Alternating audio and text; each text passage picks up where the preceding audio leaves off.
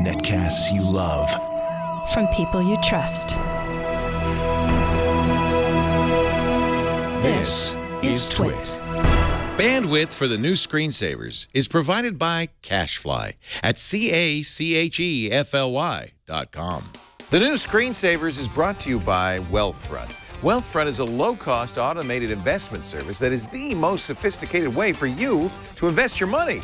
Whether you've got millions or you're just starting out, visit wealthfront.com/NSS to sign up and get your free personalized investment portfolio. That's wealthfront.com/NSS.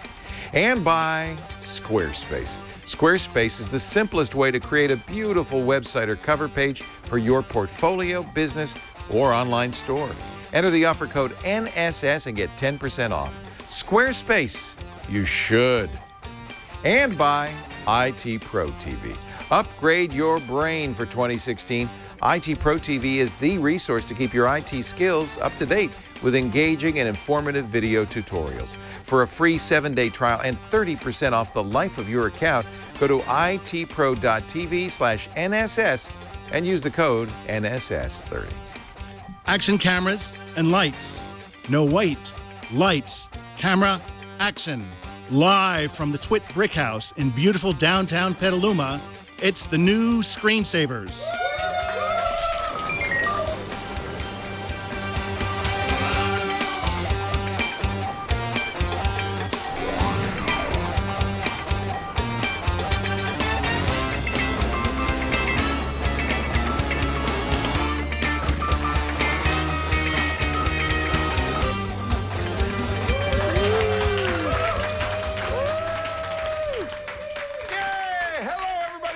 Screensavers. This is episode 37, recorded for Saturday, January 23rd, 2016. I'm Leo Laporte. Look who's here, Frederick Van Johnson. I'm here. He's not only tall, he's the host of This Week in Photography. I got heels on.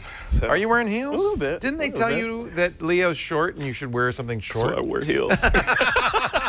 Oh, now we understand. Hey, it's great to see you, Frederick. It's good to see you too, man. Yeah, one of my favorite photographers. We just recently saw a picture of you at the White House. I was at the White House, yes. This was part of the YouTube interview that the president did. Yeah, he interviewed, or 3 YouTubers, famous YouTubers, interviewed the president. They asked him questions, and they brought their little sets in. And what did you do?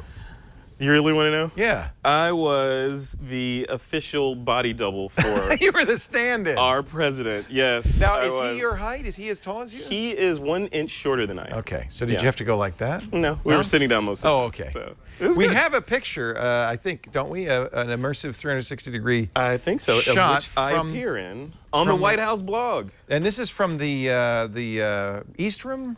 It was in East Room. In the East Room. Mm-hmm. And one of the things that's so cool about this Theta S camera. There I am. There you go. There, I'm taking Wearing a a picture. nice tie. That's me back there. Did you meet Pete Souza? No, he was in there standing right there. You can't talk. You He can't. comes in with the president. You're not going to start up a conversation. He's the president's photographer. And of course, you how long have you been a photographer? I've been shooting professionally since 1989, Leo. Wow. Wow, 1989. Mm-hmm. So we're going to talk a little bit about photography. I'm going to try to get Frederick to go back to film. My newest passion. I've been doing a lot of film shooting like this. I feel like Vivian Maier. I'm going around like this. We'll see about this. And then coming up and call for help, speaking of photography, we're going to help somebody with a Google Photos problem. We're going to meet the inventor of the most cool thing you have ever seen. A lot of talk these days about virtual reality and AR, augmented reality. We've got an augmented reality sandbox. We're actually going to see it in action. Ridiculously cool. Isn't it? It is. Yeah. But first, let's start with our hot topic. And of course, our hot topic, because Frederick is here, has to do with cameras, and specifically about action cameras. Yeah. GoPro really put this category on them. They did. They became synonymous with these action cameras, or that category, right? They defined it. But somebody said, though, the only thing distinguishing GoPro is a YouTube channel. I mean, anybody could make a little camera. Yeah. The technology's not unique or unusual, but they had this great marketing arm, and they made these great videos. This GoPro had a tough week this week. The stock just going down. Why? It's going down. I think, and we talked about this on TWIP, we think that it's because the market's saturated. Because when you buy these things, they're pretty good. They made a really good device. So they made these things, all the people that want them pretty much have them. and you can't get too much better with these things. You got to diversify. New ones. Yeah, but still, you're like, okay, there's a new one. It's a cube. It's black or whatever. But I still have this one. Do I really need to go get that one? I have 2 GoPros, and you're right. I haven't bought anything new. Like, do you need then. another one? No, like, I have the helmet mount. I don't even use it. I use it once in a while. Right. It's kind of a fun thing to have. So it's time for them to diversify. You know what I've been using a lot more, and I feel like the next generation of action cameras will be like this. This is the Ricoh Theta S, and I showed you this for the first time today. Yes. Well, that I was saw it how in the White House. That's how the White House picture was taken. That's crazy. The idea of this is it's a 360-degree camera. You see 2 big fisheye lenses on either side. And you press this button, in fact, it makes a cool sound, kind of a neuralizer sound. You hear that? I don't remember what I just heard. I would, but I don't remember. That's how fast it takes a full, no pano, none of that stuff. It's HD. And I think this is what the next generation of action cameras should be, is 360. Right? Yeah, maybe. I don't know. I mean, it shoots video, right? We were shooting with it. Yeah. It shoots video, but there's some ifs. Right? Well, I mentioned 2 negatives, although I have to say I've had a lot of fun. This is the Theta site.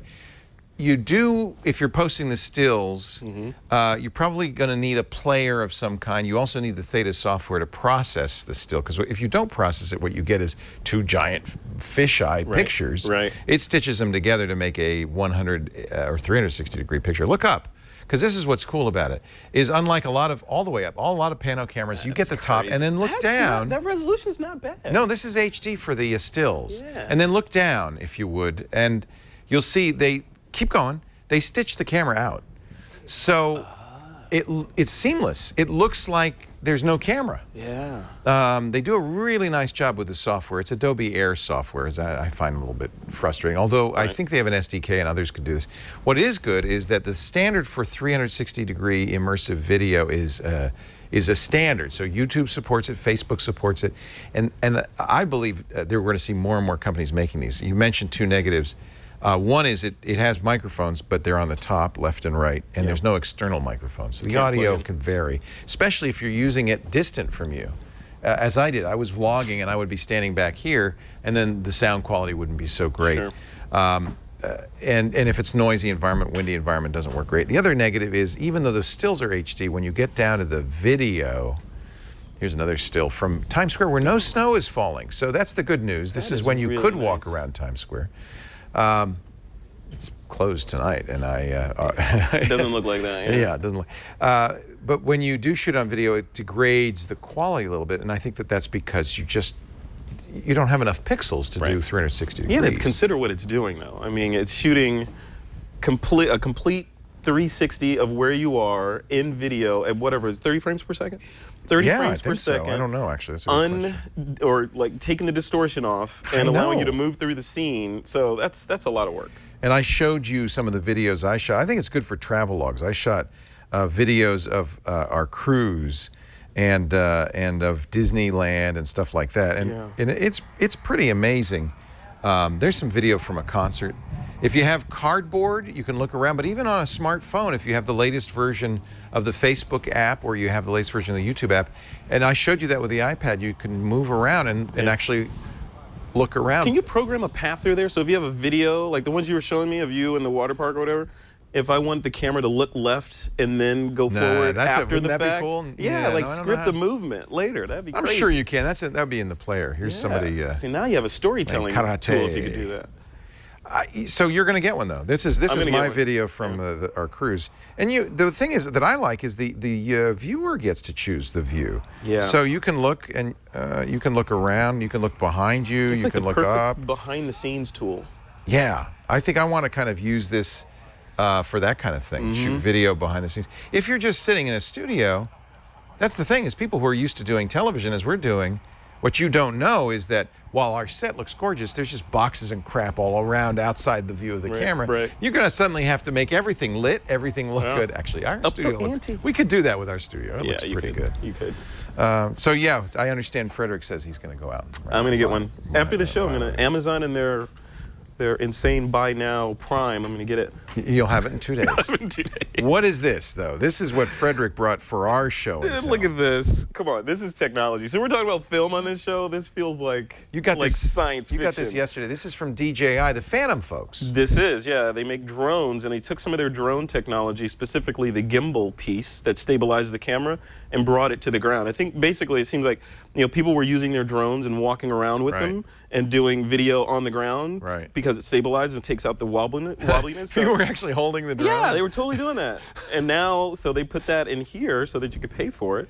And now you have this guy. So we've all seen Steadicam. I think everybody knows about the Steadicam. You've seen big Steadicams and they're, whoa, what's it doing? Look at that. It's got a little joystick on the back so I can smoothly move around. And move your up and down. So it's and it's stabilizing it. So if you were running, for instance. Well, I mean, if you're running, you can't defy the laws of physics, so it's going to go up and down a little bit. But if you are walking a normal gait, you can't tell. It smooths it out. It smooths it out. You can hold the trigger. It'll lock the camera. So now. Oh, look at that. No matter what I do. Oh, my goodness. It's going to stay in one position. Now, a Steadicam is $10,000 and more. I bought a stabilizer, $1,000 stabilizer for my SLR. Yeah.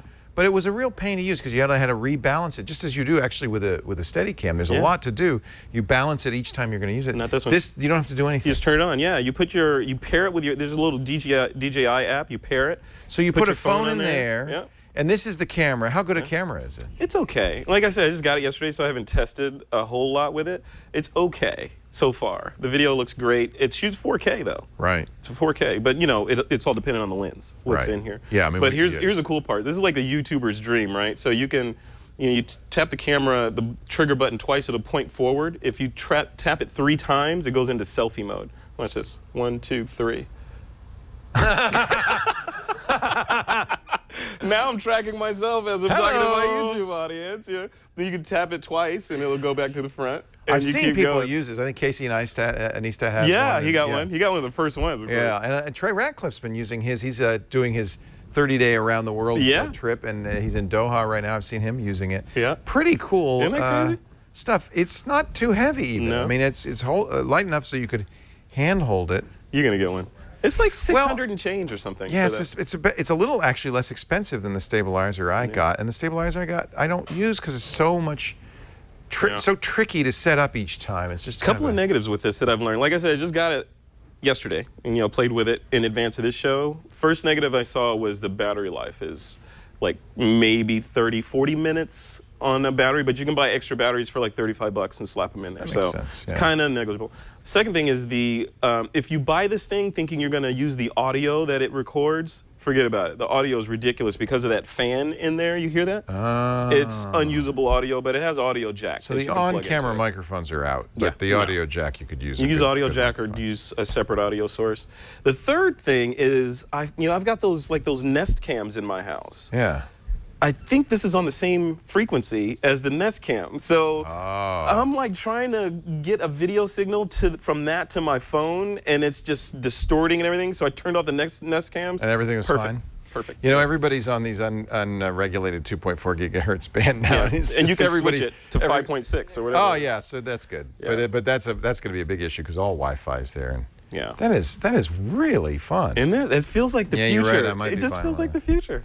I like the future. I want to live in the future. Oh, the other negative, Leo, is on the bottom, you would expect that there would be a tripod socket on there, right? Oh, no. You have to buy something extra to connect it to a tripod. Because the app, you can set that thing on the table and use the app away from it. But will it stand up by itself? No, it's not going to stand up. No. You got to buy something to do that. But you can control the camera, the gimbal, remotely. So it's perfect for like doing self videos and all that because you can like, oh, there I am. I think every YouTuber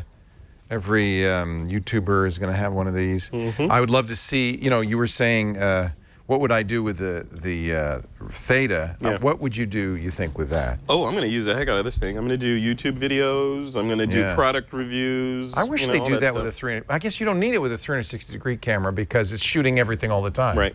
Right. So this is if you want to direct what people are looking at, which I think a lot of people seem to. Right. Yeah. Yeah, it's a crazy toy. I like That it. is the DJI Osmo. It's available now? It is, yeah. And how they've much been you said? shipping 600 and change. On All right. I bought it off of Amazon. It was 600 and something. You say buy it? I would say buy it.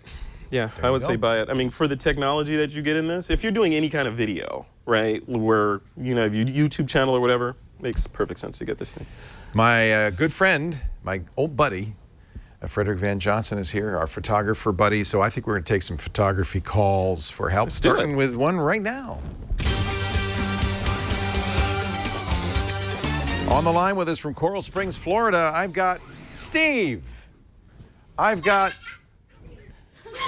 Hey, Steve! Seems like Hey, Leo. either Steve sounds like a small person or he's not alone.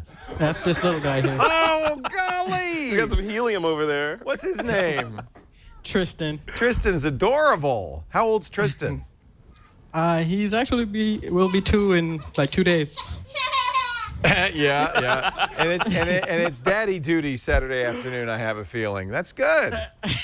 Got to do the daddy duty. So, and then later you'll do the Tristan duty, but that's another story entirely. So, you have pictures of Tristan and you'd like us to help you with those. What's going on? Yeah. So, I have so far about 2 terabytes of pictures and videos of Tristan. Wait, did you say 2 terabytes? 2 terabytes! Yes, terabytes. Just to put this in perspective, I've been taking digital still since 2001. I haven't even hit a terabyte yet. Yeah. 14 years. 2 years, you've got 2 terabytes. Wow. Yeah. You're a proud papa. There you go. That's Yes, nice. I am. Yeah. Okay. So I have a Pogo plug box Oh, good. that I got a while back and have a hard drive hooked up to it. That's how I used to back up the photos and the videos. Last year, Google started giving free storage for photos and videos, so I decided to use them instead. But when I upload some of the pictures and the videos, it shows up as being taken on the date I copied it to the drive instead of the date that it was taken. That's frustrating. Oh. So I did, by the way, a all bug. those pictures since 2001, same thing. Now, Google's not the only one. This is the Google Photos thing. Flickr allows you to do a terabyte. It wouldn't be enough for you. You might want to prune through some of those. You know, Amazon, if you have an Amazon my Prime pipe. account, Amazon will let you unlimited. The problem with Google is the unlimited is only if you let them crunch them down a little bit. Right. Although I It's have not the to full say, resolution. They it do a looks good job at pretty the good. crunch, though. Yeah, I don't really notice. But if you're a pro, you want everything. Yeah, so I mean, just treat this as a secondary way to do it. What camera are you using? Because my camera, and this is an iPhone picture, actually records the proper date in the EXIF, the extended information. You see that on the right there? This picture was taken on January 3rd at 4:32 p.m. and that's accurate. You're saying when you upload your pictures, they're all the same date. That's not accurate. And I'm wondering if maybe there's no EXIF information in the photo. So what camera? What camera are you shooting with? Mostly cell phone. It's a cell phone. So Google's ignoring that. Are you uploading modified images? No.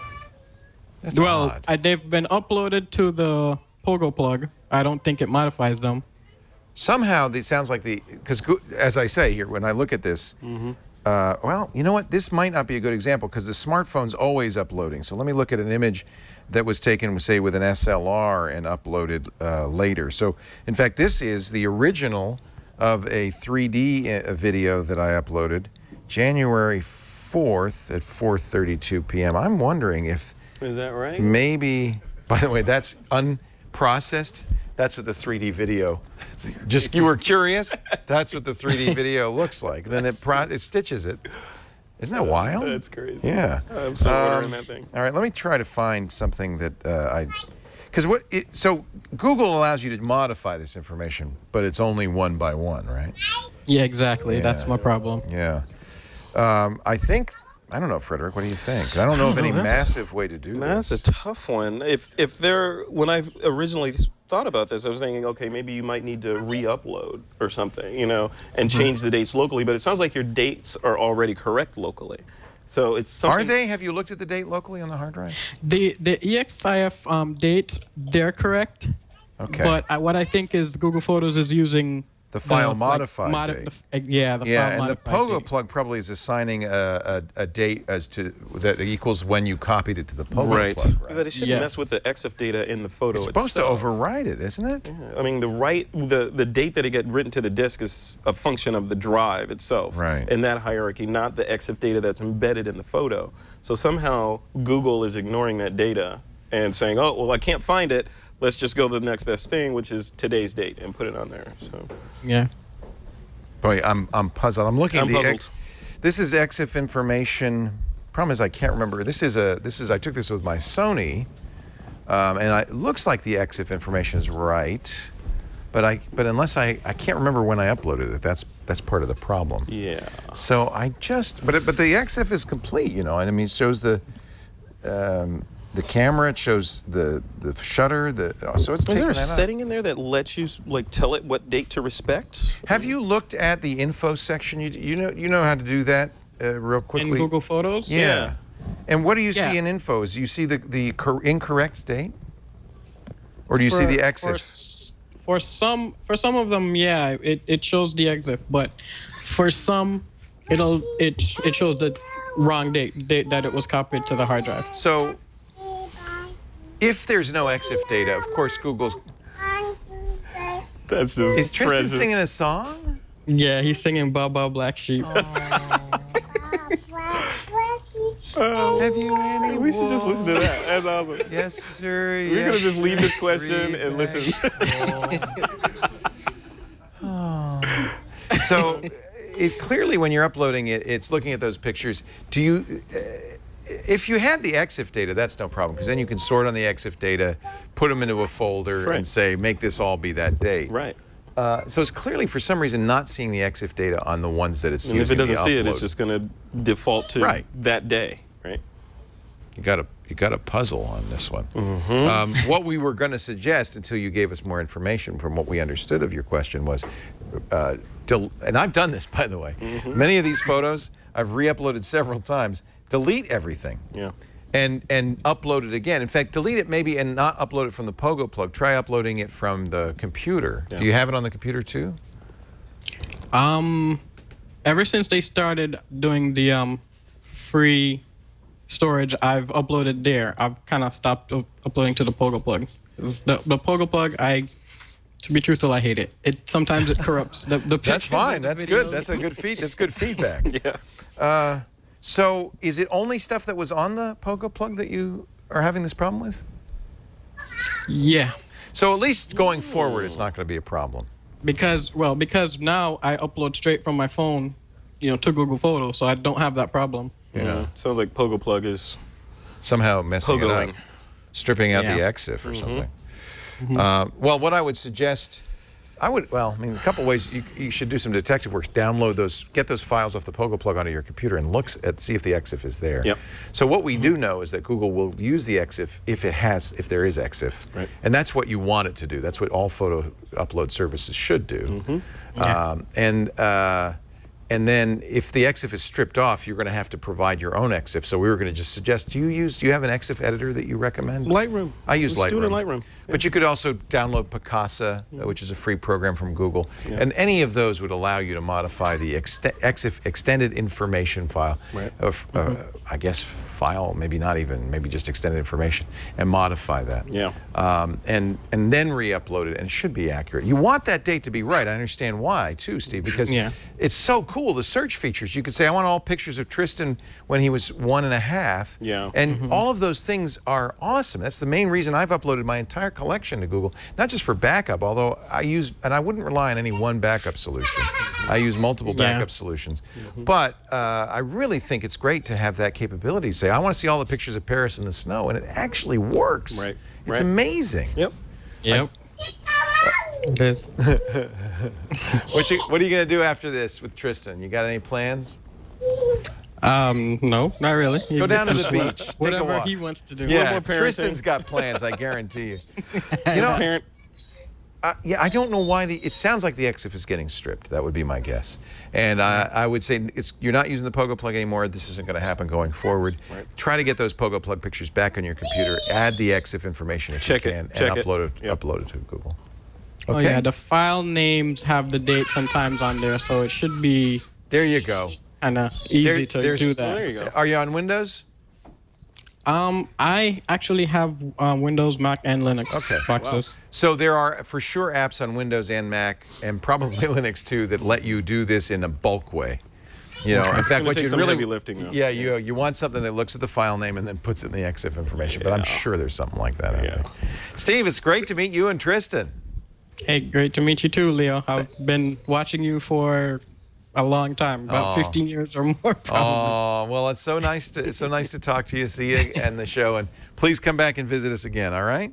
I will. One more tip is that Google's very good on feature requests. We know in the past that people have said, hey, we want to be able, for instance, you said individual photos. Yeah.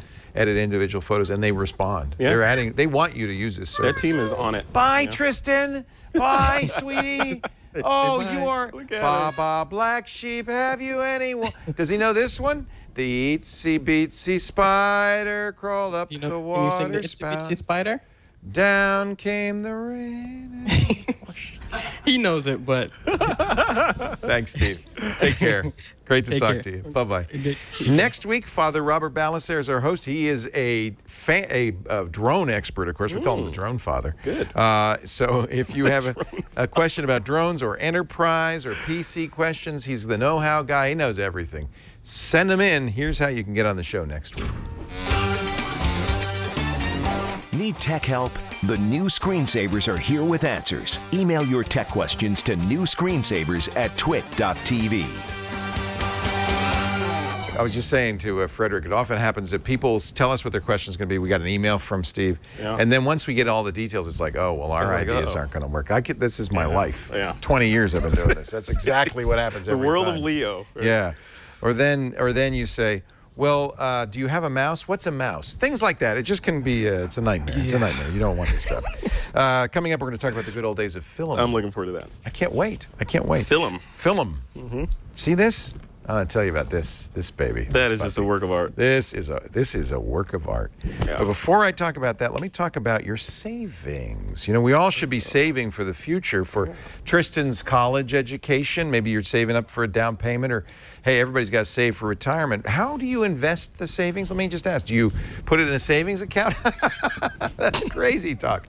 You got to put it in something that's going to grow along, with you. And that's why I suggest Wealthfront. Now, let me tell you, before you jump to any conclusions, this is cool. I know, like most geeks, I thought I'd manage it myself. The problem is I put it in, bought the stocks, bought the funds, forgot about it for 10 years, then think, oh, wait a minute. College, I need some money. Let's see how it's been doing. That is not the way to do it. Take it from me. On the other hand, you can go out and get a professional investment advisor. And what are they going to do? Charge you 1%, 2%, even as much as 3% every year. That means you have to make 3% more to break even. And that's not even it. They have hidden charges, transaction fees. They'll kill you. Wealthfront's better. Take a look at Wealthfront. In fact, I want you to read all about it before you invest. Wealthfront.com/NSS. The reason it's better, because you can set it and forget it, but they're monitoring your money every minute. And it's automated. This is a computer service. This is software. So you know what? You don't have to pay software as much. So 0.25% a year. The software based on these guys. The best investment people in the world, particularly those two on the right. Burton Malkiel, here's their chief investment officer. He wrote The Random Walk Down Wall Street. Many books about how Wall Street works and what's the best way to invest. Charles D. Ellis, also brilliant investment advisor. Between them and 7 other PhDs, more than 200 years of combined investment experience. They literally wrote the book. And they've taken that and they've built in that knowledge into the Wealthfront software that does more than any human can do.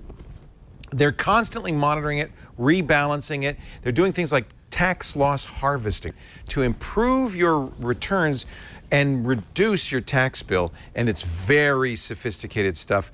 But when it's actively managed like that, you get so much more. This is long-term investment. We're not talking day trading software. What we were talking about is a long-term investment that gives you the best possible return with the most sophisticated techniques. We've heard from so many Twit fans now who've used Wealthfront. They love how they diversify their portfolios. They can get stocks from Apple and Amazon and Facebook, no commissions. It's transparent. You've got a dashboard. You can see exactly what's going on. And at 0.25%, we're talking, this is not going to eat away at your investment. We're talking less than $5 a month on a $30,000 account. And there are never any additional charges. But I'm going to do even better. Because just for you, if you go to wealthfront.com/NSS, read all about it. If you invest, and you could start with as little as $500, your first $15,000 fee-free forever. Forever. Forever. That makes a huge difference. Wealthfront.com/NSS. You can get a free portfolio so you'll know kind of what they would do with your money ahead of time. And if you decide to invest, start with as little as $500. But I think with the free $15,000, that's amazing. That's something well worth doing. Wealthfront.com/NSS. All right, we're going to talk about cameras. We got differing opinions, I have a feeling. But you know what? Frederick is the pro, so I'm going to defer to you, Frederick. But first, if you want to know how to get anywhere by train, plane, bus, ferry, or car, Johnny Jett, our travel guru, has some great websites for you. Hi, I'm Johnny Jett from JohnnyJett.com. One of my favorite travel websites and apps is called Rome to Rio. So what I like about this is that no matter what city I am in the world, I can always punch in where I am and where I want to go. And it will tell me what the cost is either by taxi, by Uber, by public transportation, bus, or how long it will take by walking. It's really cool app, really helpful, especially when you're traveling. You don't even have to be in the city. You can look it up in advance. So check it out, Rome to Rio, and also check out my website, JohnnyJett.com, and follow me on Twitter at JohnnyJett. Thank you, Johnny Jett. All right, we thought we'd look at this. What are these? What are these? Do you remember these? Have you ever seen these? Contact sheets. Contact sheets. Made and look, about we picked 5 one. million of these in Yeah, my life. one of these is here. This one's circled. That's the good shot. Is this from you? Wow, were you a photographer? Wow, Jerry used to be a photographer. He still is. Oh, yeah, I guess once a photographer, never a photographer. Yes. How did you get started in photography? Military. I was a combat photojournalist in What? the United States Air Force. In Afghanistan, in Iraq, where? No, Gulf War. Gulf War. But I didn't go. I was in Tokyo, hanging out, doing these. Did you see any I combat was doing in this Tokyo? stuff for the real photographers. This is what I was doing. How fun! Yeah. What a great way to learn. Yeah, And totally. so that means you learned with film. Yes. So I mean, look, I love digital photography, and this has been a revolution. And I got my first digital camera in the early 2000s. Yeah. And I never looked back. Yep. And then I started talking to Chris Marquardt. You gotta love Chris. And Tips from top floor. Chris Michael and others, and they said, well, Leo, you ought to go back to film. I said, no, I'll never go back to film. Yeah. Those were the bad old days. Look, I used to roll my own black and white Look at film that. with these. Remember that? Yeah. To Roll save, by because then it was roll. only a penny per shot, and then Yep. look at the reels. You know, process it, put it on there. Develop it on a reel in the tank. Put it in the tank. and then you get a big and large. We couldn't find an enlarger, but you get a Does it big and smell like- larger. Still smells like Let me smell. chemicals. You can smell it in there. Oh yeah, what is that? That's Fixer. Is it Fixer? Yeah. You know, it's so funny. It comes back to you, doesn't it? It comes. You The can never horror. forget that acrid. I like it. PTSD from this stuff right here. So, but the fun thing is, film cameras are cheap. Yeah.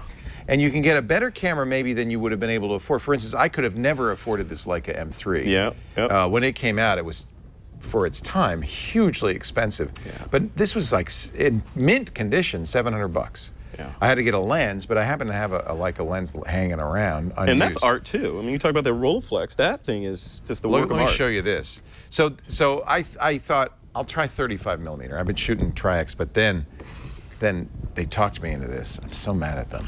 This is a Rolleiflex. Yeah. Both these cameras, by the way, are my age. This is from 1955. These are 60-year-old cameras. I've been buying them from this Austrian site called Leica Shop, leicashop.com. And I bought the Leica there, and I said, wow, this was better than they said it would be. They said it was B+ condition. That is, as far as I'm concerned, A+ condition. It's got nothing wrong with it. So I took a chance and spent a little bit more, not much more, for this. Isn't this the classic camera? I want it. But I want a digital CCD in there. You can now get leaf backs and so forth for these things. I can't even. I have to load it with film. It's like a process. It's a ritual to get it loaded. This shoots 120 film. This is really.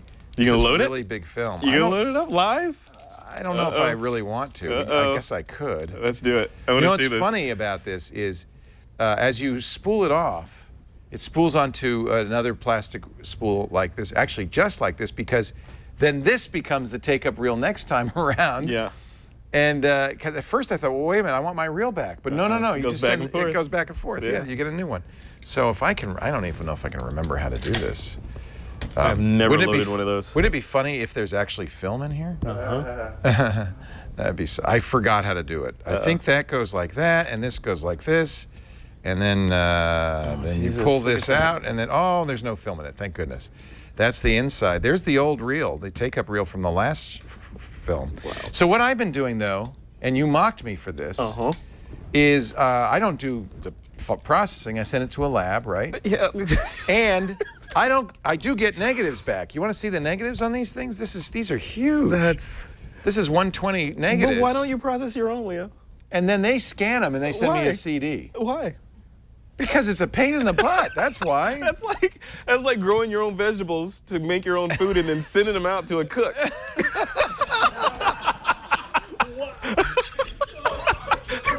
Yeah, you're right. It's exactly what he's laughing. He's mocking me now. Part of it is kind of a fetishistic love of how these cameras were made, because this is all brass. Yeah. I mean, they don't make cameras like this anymore. No, they don't. And it's kind of fun to shoot it. The other thing is the discipline of knowing that each shot's a buck. Yeah. And you know what? You want a chimp, you want to look at the back, the LCD, sorry, you won't see this picture for a couple of weeks. Right. So you have had to to be really good. You had to be good. Well, I don't know if you have to be good. Well, if you're gonna get a shot, you gotta have be to good. be good. Yeah. You have to be good, exactly. And there is a certain amount of history and lore in this. All right, so There's no spray and pray with these cameras. spray and pray. No, you don't, and you don't get 2 terabytes of shots No. to save. You'll be lucky if you get, this is 12 shots on this thing. Yeah. But because it is full 120, it's lots more detail in the shots, supposedly. I've been told. The issue with those 12 shots is usually the shot that you want is It's that on 13th 13. shot. Yeah. And yeah. you're doing that. Yeah, I'm saying, wait a minute, hold on, don't move. Don't move, I just have to put some film in the camera. Yep. Hold on. There are people watching, Kara, you're probably one of them, who go, what is that? What is he doing? What I'm doing is ruining this roll of film. Yeah. Okay. Live. There you go, live. So this, I don't even remember how this goes. This goes. You're brave. Whew, goes through here. Gosh, I don't. You know what? I probably shouldn't do this. It goes through here. Let's put it in here. Someone is watching this that owns They're going, this, no, you're screaming gonna at their ruin it." computer. No, you can't break these things. That's what's beautiful about this. It is fun to shoot with. People think you're insane. Yeah. It's Or pretentious.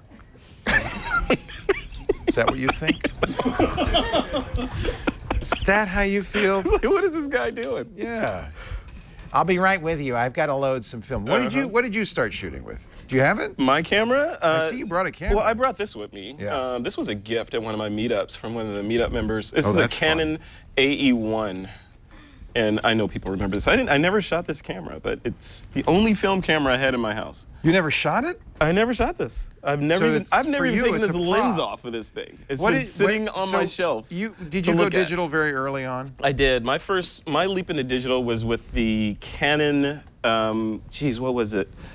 The 10D. Remember the 10D? Oh yeah. Yeah, that with was the little great. I still have it. Still a little postage Well, stamp. that's what's funny is that what was it? A few megapixels, Yeah, right? yeah. It was clear that was the future, but geez, I had was an that- Olympus C. It was a 3 megapixel camera. Yeah. C something 30. Yeah. It was my first digital, and I was really putting it off. Now, are you know? saying digital or SLR? Oh, SLR is Okay. another matter entirely. My Okay. first SLR was a Nikon D70. Okay. Do you remember that one? I remember the D70. Yeah. And I still have that somewhere. Somebody, a friend of mine who's a photographer, said, "You know what you do? You send this. There's this guy who takes out the filter and will turn it into an infrared." Infrared. Yeah, my friend, a friend of mine did that. Ralph did that to one of his cameras. I'm making people Ralph right now when I show them how my technique. Ralphing. My technique. Do Now, you remember the Sony Mavica, Leo? Yeah, that was saved to a floppy disk. Yes. And you know why I remember that? Because people would come up at our events and try to shoot, And it would take like an hour to save. Yeah. They'd say, hold on a second, I'm saving. Saving. Yeah, like a buffer of like 2K Saving. or something. I want to take another one. Just hold on. Saving. Yeah. I missed that camera though. I've ruined the leader, I think, by tearing it.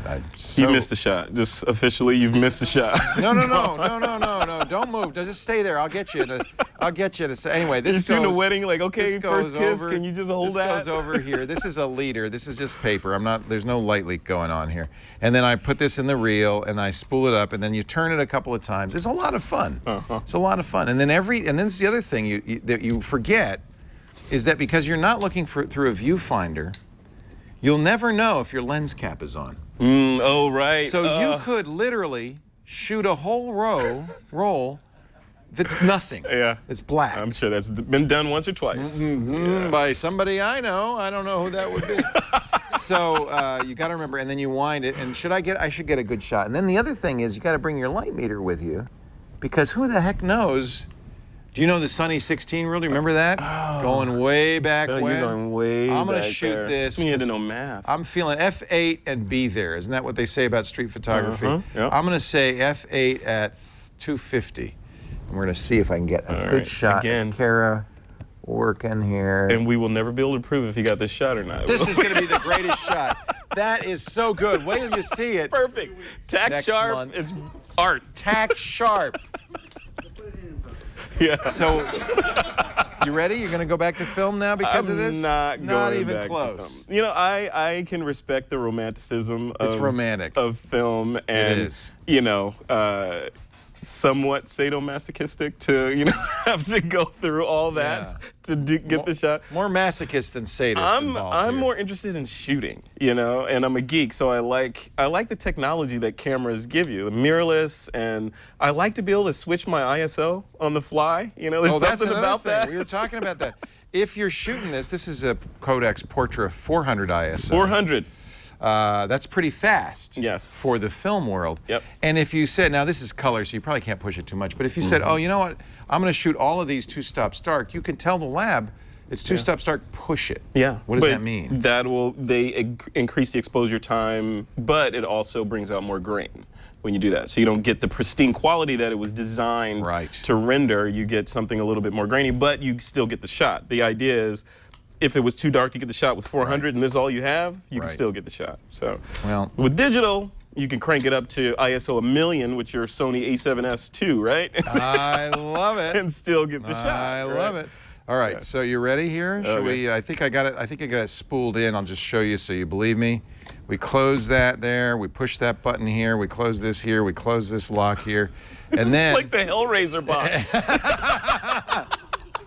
You're gonna open the gates of hell when this is the best part. When you crank it, It's if I did it right, it'll catch.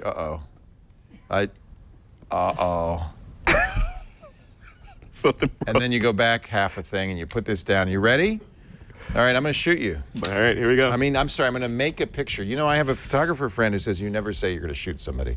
Oh, I want a shot with the Leica. How about that? With the Leica? Yeah, this will be good. Cap on. Now this one is a little hard. Okay, because you're focusing even though it's about 8 feet away from your eyes. And if I move that way, it's don't go that way because I have to go this way. Oh my God, that's a great shot. Too bad it's not. I locked it, I think. Let's try it again here. All right, the first shot. Yeah, you see, that's the problem is there we go. You hear that? I heard it. Let's do another one. So now I got to do this again. Bracket. How many frames per second does that shoot? I'm just asking. It's more like seconds per frame, my friend. Much more like seconds per frame. Frames or per maybe day. Minutes per frame. I am gonna bracket this. We're gonna do F8. We're gonna do this maybe a little bit faster here. Kind of 250. How about that? F8. Your model's getting paid by the hour. What? Hello, model. No, that's a good laugh. There, I got a shot. Awesome. We never know. It could be good. It could be bad. And that's the excitement of shooting film, right? Yeah. You have to think about it, and every one costs $1. Yeah. I just spent $4. Yeah. And about $400 of your time.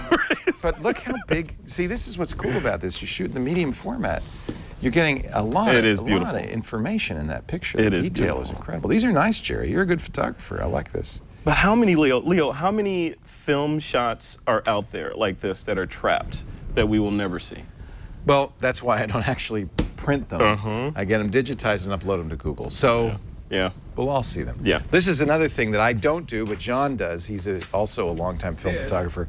This is his old log. Wow. Remember this? See, so when that's the real deal. And this is what you should do when you take a shot. You should write down where, the time, the exposure number, and most importantly, the exposure information, the shutter speed and the aperture.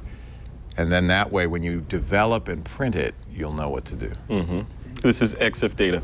This is EXIF data that Google doesn't read. Never gets Don't lost. put this on Pogo Plug or whatever. I have to say though, there is something about this, the physicality of it. Yeah. You're right. I mean, I could rip off 40 shots of you right now that would probably be higher quality, better, and I'd get the shot. And that's kind of the most important thing for a photographer, right, is the moment. Yeah. But there's some pleasure in this. I'm not going to get pictures nearly as good as I will get. But with if you digital. like the process. Well, you saw that. There's a physicality to it. It's just a lot of fun. Yeah. Anyway, I've had this for a while, and I've been playing with them, and someday I'll show you those pictures. Maybe sometime around summer. Put them in the time capsule. They should be around.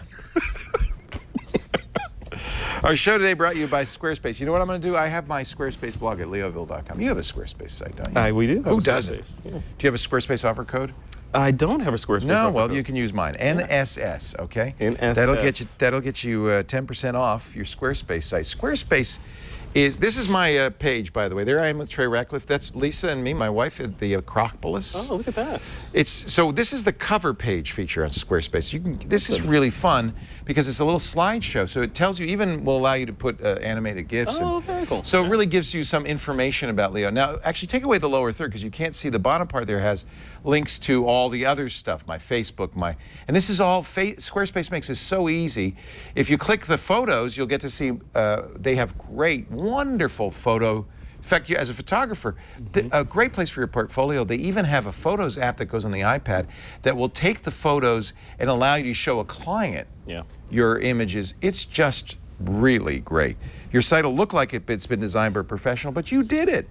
Of course, if you want to get geeky, I love that picture of Josh and his bird. You like? Is that what you were laughing at? I thought you were. If you want to get geeky, there are hundreds of customizable settings, fonts, colors, page configurations. As a developer, you'd love it because there's a developer platform, so you can get as deep into this as you want. But the point is, you're starting with a state-of-the-art template that is mobile responsive. It has commerce built in. It's engineered by the best engineers in the world, the best designed by the best designers in the world, and then you get to put your stamp on it. In fact, one of the great things about Squarespace Commerce is, unlike a lot of other storefronts, you don't go to some page with some ugly shopping cart. It looks like your site. Your design, your aesthetic is right there in the online storefront. Everything there to get your business off the ground, to get your blog off the ground. I love Squarespace, and of course 24/7 support that's second to none. Did I mention, we often ignore the hosting. This is hosting plus software and the best hosting ever. You cannot bring a Squarespace site down. We know, we try. Start your free trial right now at squarespace.com. And again, if you want to buy, when you've decided to buy, use the offer code NSS for new screensavers and you'll get 10% off. And of course, it's a little signal to Squarespace that yes, they do watch the show. Do you have an Amazon Echo? I have one, yes. I love my Amazon Echo. Right? It's ridiculous, yeah. Like, where did that come from? The cool thing about the Echo is how good that speech recognition is. From across the room? You just sit here and you say, hey Alexa, what time is it? Oh, boom. You just set off a bunch of... Oh, sorry. Alexa. No, stop! Call Leo. No! Megan Maroney is also an Alexa fan. There's some new features, new commands that just came out for the Amazon Echo. We're going to call it the Echo. In fact, we edited Megan's audio so she won't set off your Echo like he just Millions did. Alexa, tell me a joke. Execute Order 66. The Stormtroopers, they're coming, Megan. Hi, I'm Megan Maroney, and I host Tech News Today and iOS Today. And this is Tita today in the Amazon Echo. This is the Echo, and I'm going to give you a few tips on new things that she can do. She can now read your Kindle books. All you have to say is, read my Kindle book. Resuming from Kindle, fairy tales every child should know. There was once a woman who had 3 daughters. If you don't like his voice to read your book and you have Audible, she can also read your Audible books. Read my Audible book. Getting your book from Audible. Resuming Orphan Train. Hemingford, Minnesota. She can also now skip ahead in chapters in your Audible book. Skip to the next chapter. Spruce Harbor, Maine, 2011. You can enable all of these skills in the app under skills. This is my favorite skill. It's called the admirer skill. Ask my admirer to say something nice. I think about you while I'm on the Epiphany toilet. Should we try that again? Ask my admirer to say something nice. I love your laugh. Oh, that's so sweet. You can get the Amazon Echo at Amazon. They were back ordered, but I think they have supplies now. And the rumor is they're coming out with a tiny little Echo that you can keep in your pocket. I am Megan Maroney. Back to you, Leo. What is an Epiphany toilet? That is the strangest thing I've ever heard. I have that admirer, though. That's a good one when you can say, hey. I'm going to try that. Yeah. I'm going to try that. Oh! You are going to want one of these in your home any minute now. Joining us right now, Dr. Oliver Kreylos. He's from UC Davis. He is a mad genius. I'm going to call you a mad genius. Yeah. He's a virtual reality researcher, but he created this amazing Augmented Reality Sandbox. Joining us also Joe Kinyon, who uses it to educate. He's with the Sonoma Land Trust. But let's start with you, Dr. Kreylos. How did this happen? Well, back in 2012, we were involved in this project funded by the National Science Foundation about informal science education. The idea was to teach using virtual reality methods about land preservation, watersheds, how water flows, and so forth. And then at one of our meetings, somebody brought in this video they found on YouTube of something like this, and they showed it like, oh, we need to have this for the project. It's a perfect fit. Yeah. And then I looked at it, it's like, you know what? We can do that. We can do this. Not just that, with off-the-shelf technology. Right, and I had been working in this space for a long time. I'd been working with the Kinect for a long time, and so it was pretty much a no-brainer to put that together. So this is the heart and soul of it. That's right. And this is from an Xbox 360. This isn't even the new Kinect. That's the first generation Xbox 360 Kinect, that's right. So one of the things the Kinect did, if you were a gamer, it has a camera in it, it can see you, but it also has an infrared system. It bounces infrared light. You can't see it, but the Kinect said it can see it with a special infrared camera. What does it do with that? The idea is that you have a little laser emitter right there, and it projects out this spot pattern, millions of little spots, and then they get seen by the infrared camera, which is right here, and then in the middle is a color camera, which I'm not using. And so based on the displacement of those dots, it can detect how far away things are. If you project the dot on something that's very close, it looks different as if you project them onto something that's far away. Mm-hmm. And so based on that, it can triangulate how far away the surfaces are, and then create a map, a depth map, a pixel image of 632 by 480 pixels, where you have a distance value for every pixel. So gamers will recognize this as the Z-axis in gaming. Correct. You know, you're playing in a game, you don't want it to be a two-dimensional thing. You want a player to be farther or nearer. And when you're playing with a Kinect, you can move in or out.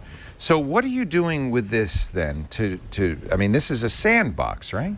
Right, and so the idea was here is actually quite simple, that we have an actual physical sandbox with real sand in there, but as I modify the sand, as I, let's say, dig a hole, then the Kinect will detect it immediately and then update the projection to reflect what it just did to the sand. So it just made a little hole here, it just draws these contour lines you can see. Wow. And there's a bit of delay in there to filter out the noise that the Kinect has, which is why it takes exactly a second to update to my changes. So you could do it faster, but you're doing that on purpose. Exactly, we can turn that down, but then it gets very noisy and jittery, so this is the compromise, so to speak. Well, look, water is flowing into that because it's lower, right? That's right, there's also water, so we can make it rain by just doing this gesture. And then it starts raining. Yes, and it works better. You have to make the sound. You have to say, water! And so, look at this.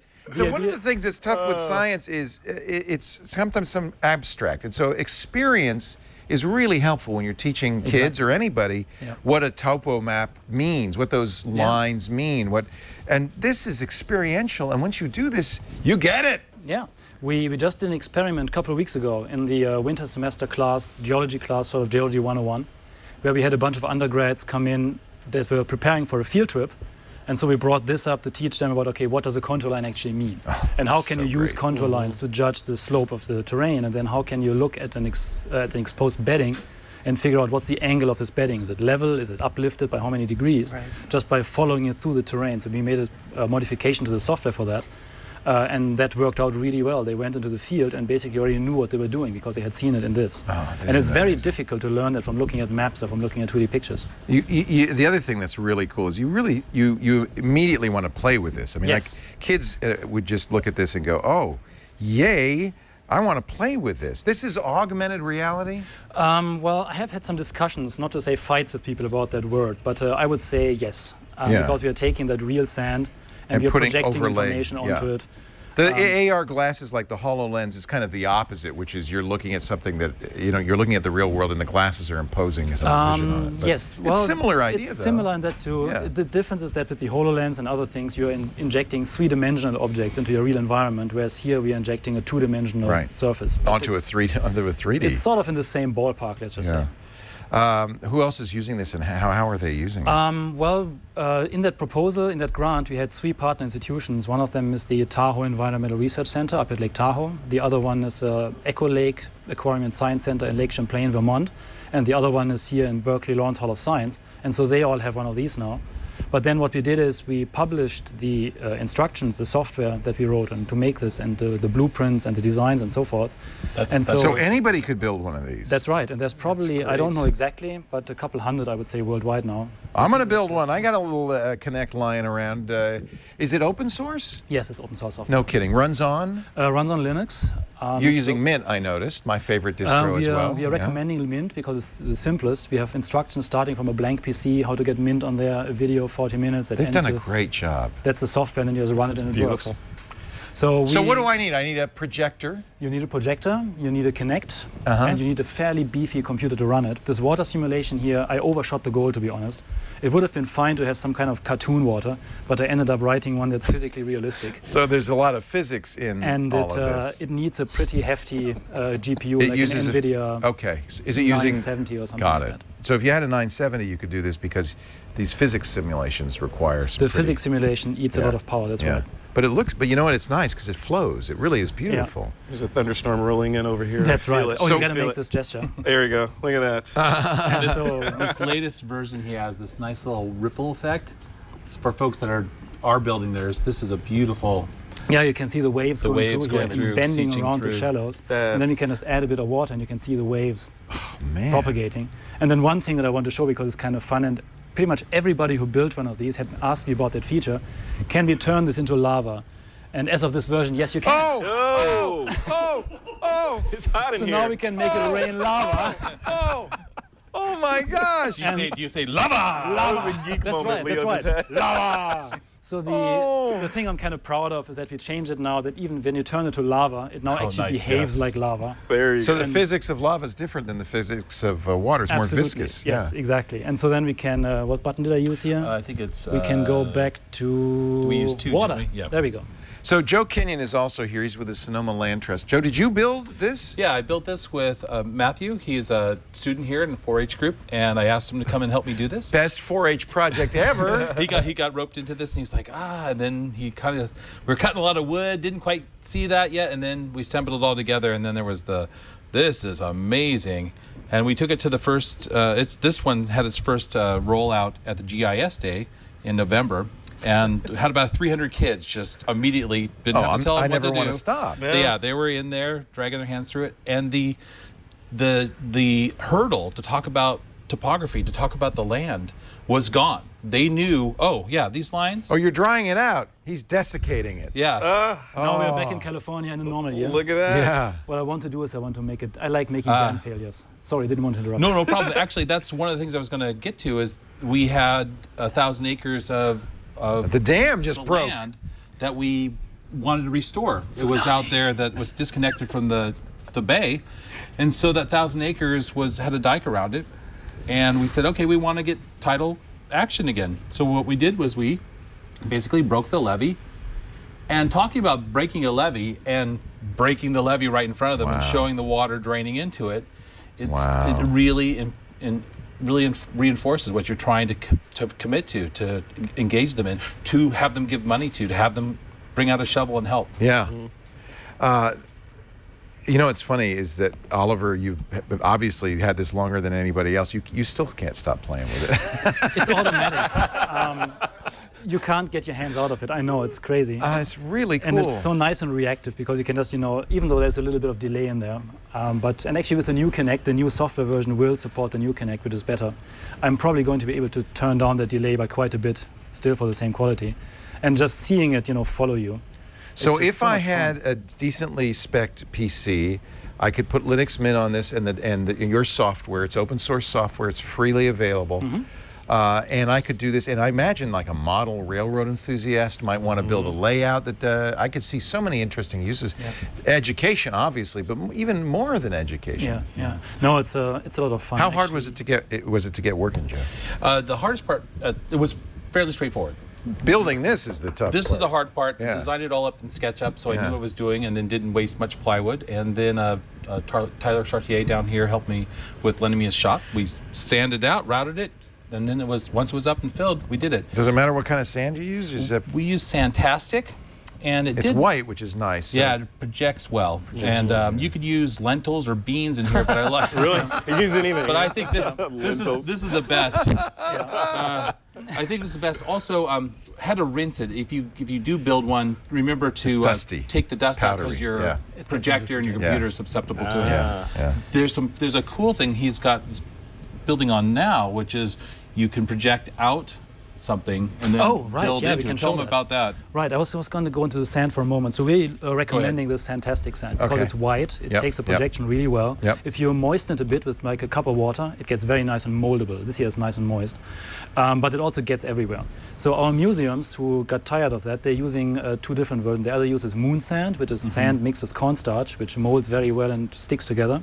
And there's this other stuff called kinetic sand, which I personally think is too clay-like. You can't just do something like this, but it really sticks together. It's very non-messy, but it's also quite expensive, to be honest.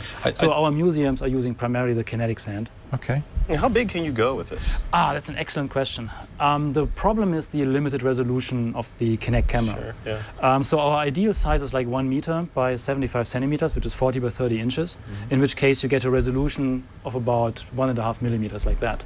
If you make it twice as big, you're getting half the resolution size-wise, but more importantly, you're getting only like a quarter of the resolution in the depth direction due to the way the Kinect works. Sure. So the sweet spot is about 1 meter by 75, which I think this one looks about like.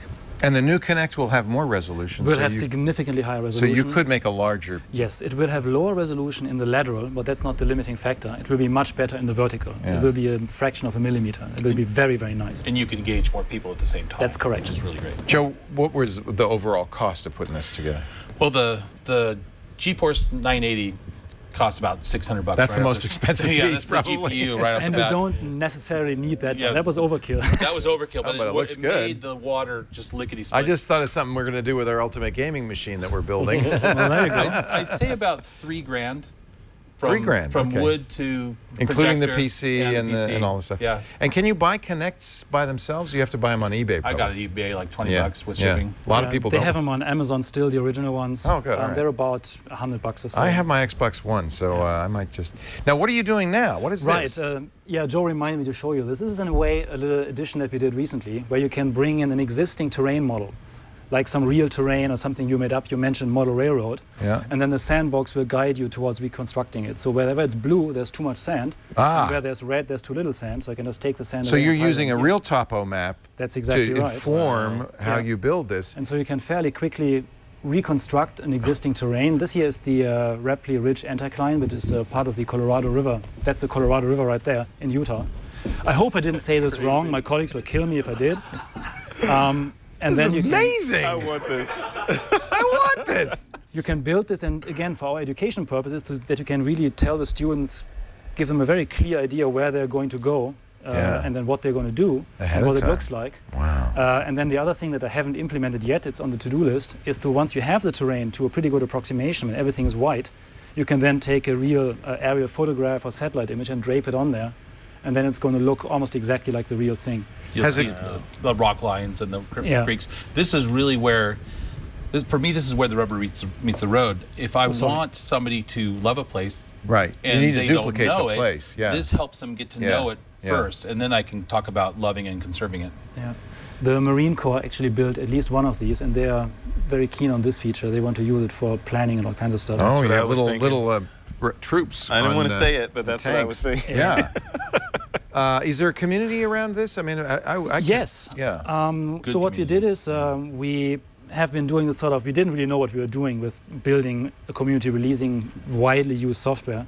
We've been releasing a lot of open source software over the last 10, 15 years. We being? CAVES at UC Davis, the Scientific Visualization Virtual Reality Research Group.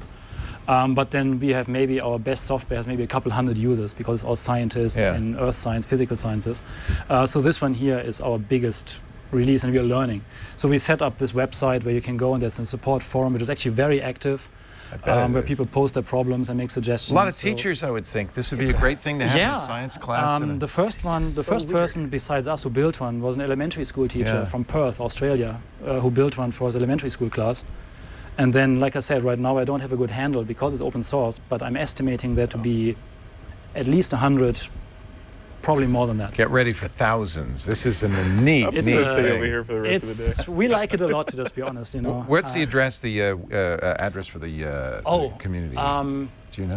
That's on lakeviz.org, which is lake as in lake, and then viz.org, and there's the AR Sandbox forum. That's the community portal, and then there's my own webpage where all this stuff is. But there are of course links to that from the LakeViz Fantastic. Site. Oh yeah, there you go. It's almost like an art form. Dr. Oliver Kreylos from UC Davis and Joe Kinyon from the Sonoma Land Trust. Thank you so much, Joe. This is yours, so thank you for bringing it in and setting it up. I know that probably was a little bit of a challenge, but wow, isn't this?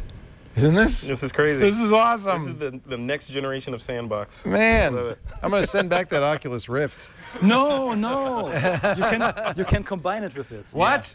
Yeah, well, not in the current version. I'm still working on that. But the idea is, of course, that this is based actually on VR software. This just pretends to be AR. Yeah. So what you can do is you can take this image, which is currently mapped onto the sand, and on the second monitor you can show it as a 3D object. You can move it around, zoom in, zoom out.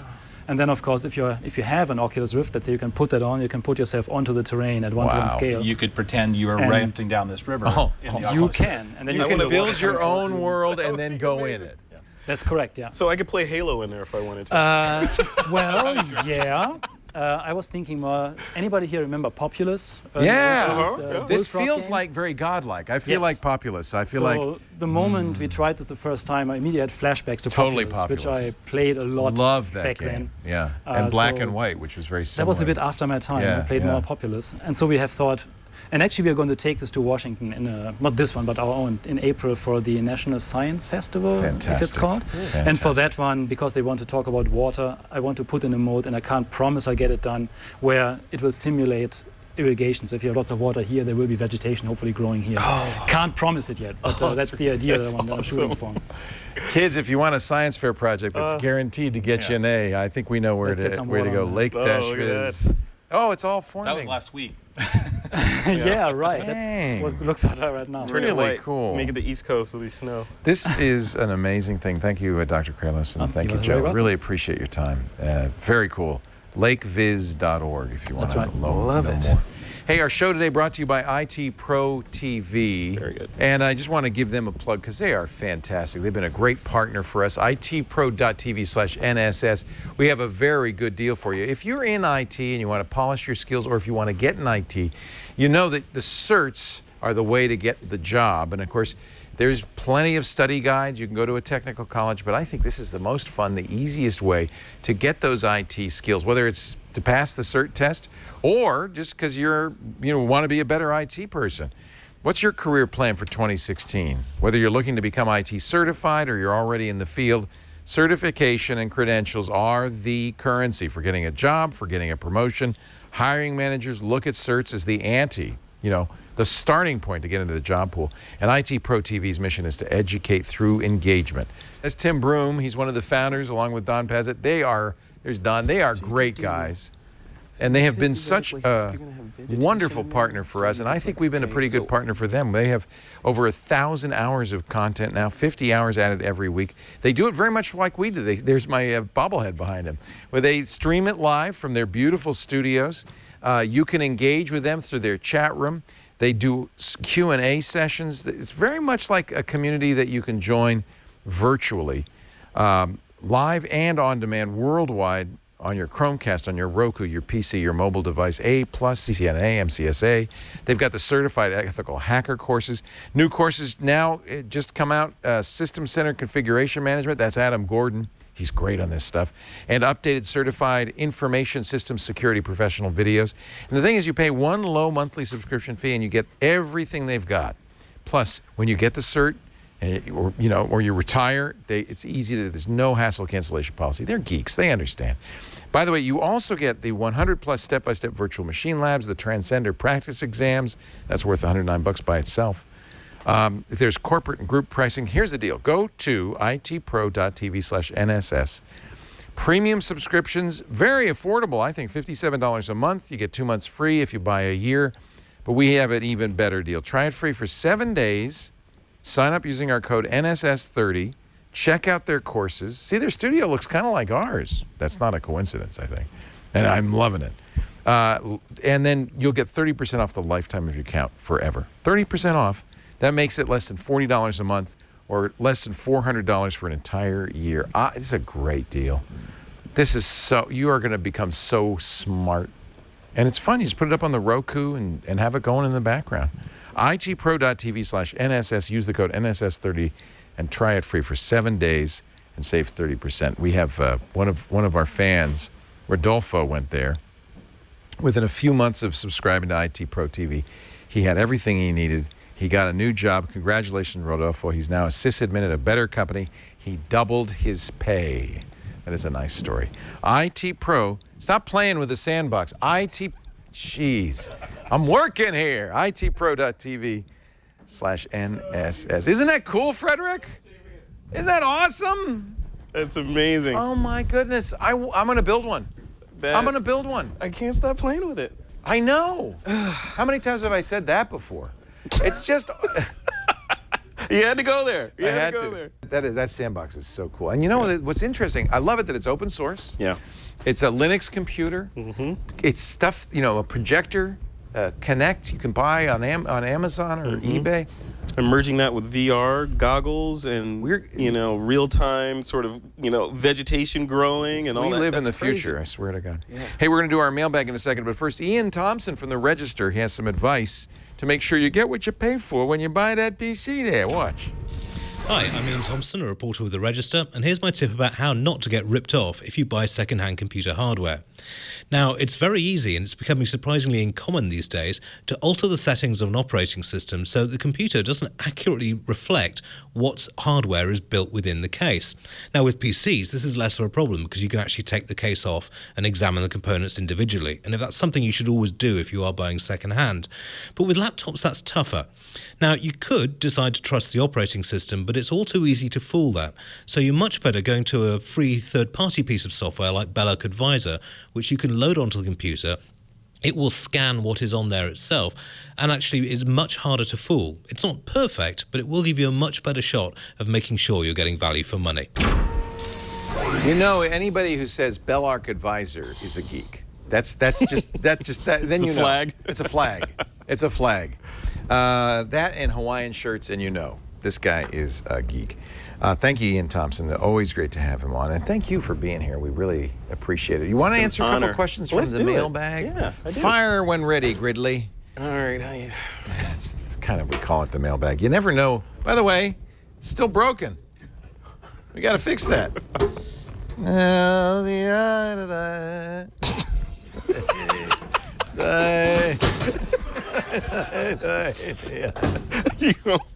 I'm not saying Someone's going to hurt themselves. Pick a letter, any letter. All right. Actually, I'll tell you which one to pick. Yeah, give me one. Pick that letter. All right. That's the one I want right there. Let me do this one first because this is we got like 8,000 of these. This one's from Dimphna's friend. I was talking about USAA a couple of weeks ago, and I said you had to be a commissioned officer or the family member of a commissioned officer to use USAA. Uh-huh. I love USAA. My father-in-law was a naval officer, and I've been a member. And I'm glad to say, and I've got a lot of people emailing me say, now you can join. Anybody can join if you were honorably discharged from any branch of the military. You and your extended family can join. You no longer have to be a commissioned officer to be a USAA member. And that's well worth it. And thank you for everybody who corrected me. I apologize I didn't want to do a plug for USAA, but there you go. I love them. They're good. I'm going to sign up.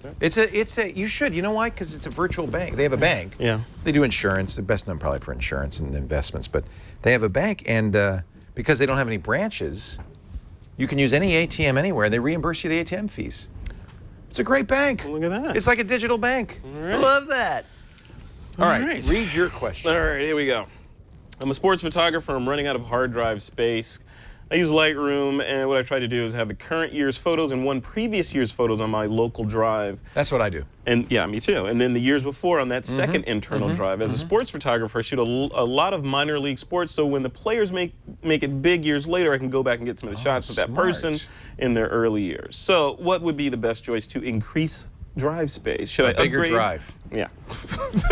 I'm sorry, but that's obvious, right? This is Occam's razor answer. Go ahead. Yeah. Just get a bigger. No. He said, should I upgrade my main drive from 3 terabytes to say 5 terabytes? Should I invest in a Synology NAS or equivalent? And what about backing it all up? All right, I'm going to give you a shameless plug. KJSportsPicks.com. Look at that. And since Mark Fuccio's in the audience, I probably should give him a shameless plug. Yes. There's 2 ways to do this. The thing I don't like about a NAS is it's over the network, so it's slow, right? Yeah. You could just get a giant Drobo, and so many photographers use Drobos, right? And the thing about a Drobo is it kind of has many of the benefits of the NAS, but because it's Thunderbolt or USB 3, it's so much faster. It's near what we call nearline storage. So there's online storage, which is on and available at all times. Actually, this would be online, I guess. Nearline storage, which you could get to like that if you needed to. That would be a NAS. And then there's offline. And you should probably have all 3, right? Yeah, absolutely. What do you do? How do you organize? I use Drobos. So I have 2 Drobos and one mirrors to the other one. So Very I have smart. that redundancy in case one fails. Yep. And then I have cloud backup too. So they're in the cloud as well. Me too. And then I also have, for the nearline or online storage, I have a Drobo Mini, which I just got the Mini. It's amazing, right? Is So I the have all my Mini? stuff on Can there. you get me my Mini? I think it's in my office, unless I brought it home. That I use with Thunderbolt. I actually use another one of our sponsors. I use, and Drobo, by the way, is a sponsor. We should mention. I use the Corning optical cables, and I can get that Thunderbolt drive. I can because I have a silent system, and I just put it under the desk, and nobody can see it. The Mini is amazing. It's great.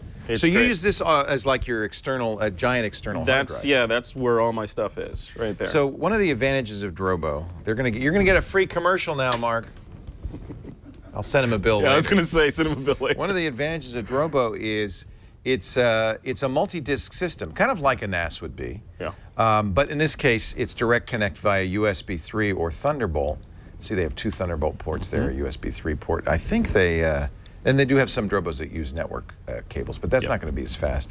But the advantage of this is you can get the capacity. I don't know, if you have 4 3-terabyte drives, you're talking, something like 8 or 9 terabytes of available, because there is some redundancy. It's like a RAID, but it uses Drobo's unique RAID. And one of the advantages is you can mix and match drives. Yeah. And I've done that a lot. So I have some old drives lying around. I'll put them in there. Just pop them in there. But then when one runs out, the Drobo gives you a little light. It warns you, and it's easy. And the little cheat sheet is on the back of the cover there. Yeah, yeah. Right It tells there. you what the lights mean. Yeah. And then it's really easy without powering down to put in a bigger drive, and it rebuilds. It's hard to read when it's upside down, but you'll get the idea. There you go. It rebuilds, and it does it all. I think most of the photographers I knew used Drobos or something similar, giant USB storage, and the multi-drive thing is really I like the redundancy too, because like you mentioned, within the Drobo, there's the redundancy of having multiple drives. So if one of these fails, you're No still sweat. safe. But I also like having another one right next to it in case the whole thing just No, goes I think away. that's a good idea, and you keep them synced. Yep, they just sync up. Yep. Do you use software to do that? Yeah, Of course you do. What kind of software do you use? I use, what's the latest one I just tried? I forgot what the name of it is now, because it just runs in the background. Yeah. Yeah, I forgot what it is. And then this is really cool about the Drobos. I don't know if you use this or not. You can't have mine. Yeah, but you can. I do. You can buy a little SSD caching drive. This is like 256 gigs, and that really speeds up, especially for small files. It speeds up write and read access. So the Drobo does the mirroring automatically. Yep. I also use Carbon copy cloner. Carbon copy is great. Yes. Super Duper is another good one on a Mac. I also use something called the File Transporter. I think that's Drobo 2, though. Wait a minute. I think it is. It was. I don't it know was. if They is spun out. Yeah. This is a really nice system. This is network attached, but I have one in my office and one at home, and they keep synced. So now I have my own off-site storage. It's like a private Dropbox. And it's completely encrypted, so I can put things on there like my PGP keys that I don't want anybody to have on there, and I feel very safe with that. So there are a lot of good solutions out there, and because photographers have lots of data, as we know. And we never stop making data. Yeah. And it's getting bigger with all this 4K video and, you know, all that crazy stuff. So you're going to want, though, if you want the ability to search through your catalog for, you know, those Ken Griffey Jr. pictures you took when he was in junior high school, you're going to need it be online. Right? Or no, just, no, I guess Lightroom will allow you to keep like thumbnails and then so you can say, oh yeah, that's a drive 4 that's in the closet. You can absolutely do that. Okay. Yeah. So that's one of the things I like about and what I'm kind of rethinking this too, because I want the online that I'm using every day. I want nearline, like you mentioned, and I want offline or cloud. But I also want like frozen storage. Like I'm looking at like cloud services that I can like Glacier, like Amazon's Glacier, yeah. So I can dump stuff up there that I don't really need to access right now, but I want it out of my face. You know, that I can go get to later. Glacier, the theory of Glacier is it's really cheap because it's really slow. Yeah. It might take you a few days to get your data. And then for that kind of data, it doesn't matter, but I want it, right now, it's cluttering everything up. Right. So I want to get it out of my active system and put it into Glacier. So it's safe, but I can still get to it. There's lots of solutions out there. The good news is cloud storage is cheap and getting cheaper. Yeah. And thanks to Amazon Prime and Google Photos, Microsoft OneDrive, although they've gotten rid of the unlimited, but there are so many ways now to just kind of inexpensively store. It's almost overwhelming. There's so many different use them choices. Yeah, that's one way to solve it. I don't have to worry. I'll never lose a photo again. Shotgun. Hey, we have a newsletter which launches tomorrow. So if you're one of those people, you know that I have the Batman 001 DC comic. If you want to be one of those people that has 001 of the Twit newsletter, we've never done a newsletter before. First edition comes out tomorrow. You need to sign up now to get it. It's free. We won't sell your email. We won't give it to anybody. You will never see your email again. I bet that's the wrong thing to say. Twit.tv. We will delete all of your emails. No. Twit.tv/newsletter. And we're doing it with double opt-in, so you can't sign other people up. You sign it up, and then it sends an email saying, did you mean to sign up? And you click that link. But do that tonight so you'll get the newsletter every week. Once a week, we promise no additional emails. Unless, and I've been telling people this, if something happens to me, you might get an additional email. There you go. Like if I die, you get one more email, and you'll never get another one. That'll be it. Okay, it's over. Goodbye. Thank you. No, that's morbid. That is. I'm not even commenting. You can subscribe to our show. Twit.tv/NSS is where you'll find not only subscription information, but audio and video downloads. Of course, youtube.com/thenewscreensavers. Email newscreensavers@twit.tv. We love doing this show. We're so glad you watch. And I am so glad you were here today. You're just the greatest. It was my pleasure. Where can people get more Frederick Van Johnson? Because who doesn't want more FVJ? I got more to give. Thisweekinphoto.com. You have how many shows now? We have, geez, what are we up to? 5 shows? That's so great. We're adding 6 more shows. We're adding a drone show. I'm so proud of you. Thank you. You're doing great. It's all because of you. Is this your full-time gig now? It is. It's what I do. Frederick, I'm so thrilled. I give to photographers. It's all about giving to photographers. I am so thrilled. Oh, and we're going to get you to review that new Panasonic, right? Yeah. You're going to do that for us, the GH8? The GX8. I'm going to talk about that. And I'm going to talk about that a little bit more when I get some more experience with that Osmo. Yeah, come back and do a review for you. Yes, you got it. But everybody else should go to, is it thisweekinphoto.com? Yep. Thisweekinphoto.com and look, and if you're into photography, and who isn't, what a great place for gear, for everything, knowledge, for fun, just an informative. I want to do more. I want to do the street stuff, so I have to start listening to Street Focus. Oh, you're gonna love it. I love street photography. You know, my son is in Barcelona. He's a college junior. He's getting his junior year abroad, and he was picked by the students abroad program to be their staff blog photographer. Yeah. So he said, Dad, quick, tell me everything you know about street photography. I have 5 minutes. And that's about how long it took, actually. I said, F8 and be there. That's it. That's all you need to know. No, we talked a little bit, but he's really serious about photography, so I'll get him to start listening. Yeah, that's perfect. Yeah, lots of little nuances in street photography that Valerie covers. You know what I find hard? I don't want to say to the person, can I take your picture? Because then they go, okay. Yeah. So I don't want posed pictures. Well, you also don't want to be the But I don't want to be that dude. creep. Yeah. Does Valerie explain how to do that without? She does. I need to know. Valerie has ninja skills, and she explains them all. So she sneaks up on people? Sometimes, yeah. With a katana? Well, yeah. Okay. Yeah. And a little nunchucks? Yeah. Yeah. Thank you, Frederick. Thank you all welcome, for man. being here. Thank you at our live studio audience. If you want to be in the audience, we love having you. Tickets at twit.tv. You don't have to, but it's nice if you email. It doesn't cost anything. I realize people might think it costs something.